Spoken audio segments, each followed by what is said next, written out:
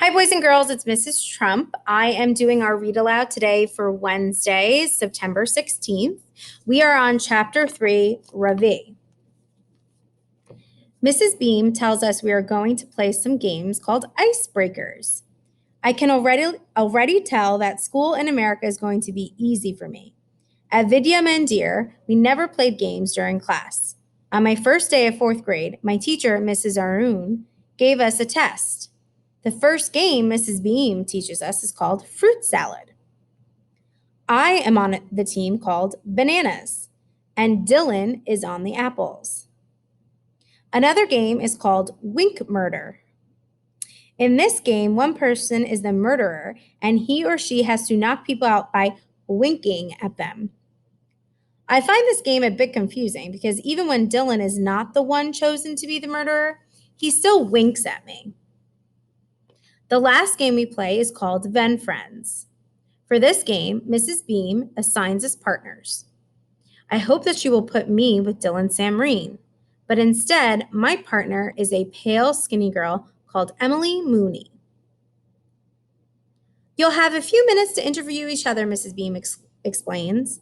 Find out as much as you can about your partner. For instance, what kind of music does he or she like? What is his or her favorite food or sport? When you finish your interviews, you'll create a Venn diagram showing all the things you have in common. What the heck? Says a red-haired boy with freckles. He doesn't know what a Venn diagram is, so Mrs. Beam has to explain it. At Vidya Mandir, we learn how to make Venn diagrams in third grade. Each of you must draw a circle and fill it with a list of things that your partner enjoys, Mrs. Beam says. Then you and your partner will draw two overlapping circles. Where the circles intersect, you'll make a list of all the things you've discovered you have in common. At first, I think this will be an easy game for me, but every time I try to ask Emily Mooney a question, she giggles and says, "What?" Then when I try to answer her question, she does the same thing. Appa says that someday I will be interested in girls, but that day has definitely not come yet. When Mrs. Beam calls time, the only thing Emily Mooney and I have found to place in the intersection of our diagram is that we are both in room 506, and that was my idea. I'm glad when Mrs. Beam tells us it's time to get ready for lunch. At Vidya Mandir, our lunch period began at 1 o'clock. Fifth graders at Albert Einstein Elementary School eat lunch at 11:30 in the morning. When I get to the lunchroom, the first thing I do is look for Dylan Samreen. In India, my best friend Pramod, and I always ate lunch together. Afterwards, we played cricket in the field behind the school. I spot Dylan standing in the queue waiting to buy his lunch. A queue is like a line. They are serving something I have never heard of before called chicken fingers.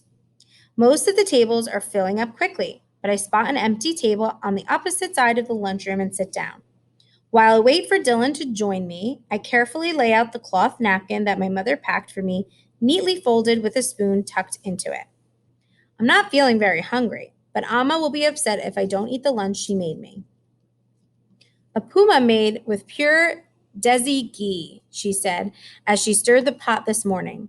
Semolina will give you plenty of energy for your first day of school, Ravi. Too lumpy, Parima criticized, looking over my mother's shoulder as she cooked.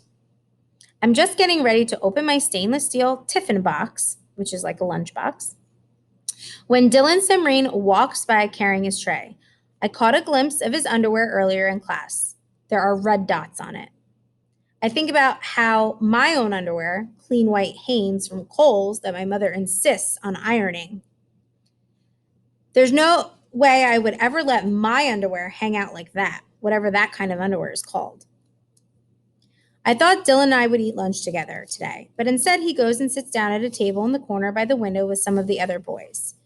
I had been looking forward to having a good laugh with him about Mrs. Beam suggesting that I need special help, but it's okay, I'm not worried. I'm sure that Dylan and I are going to be friends. He's been smiling and winking at me all morning.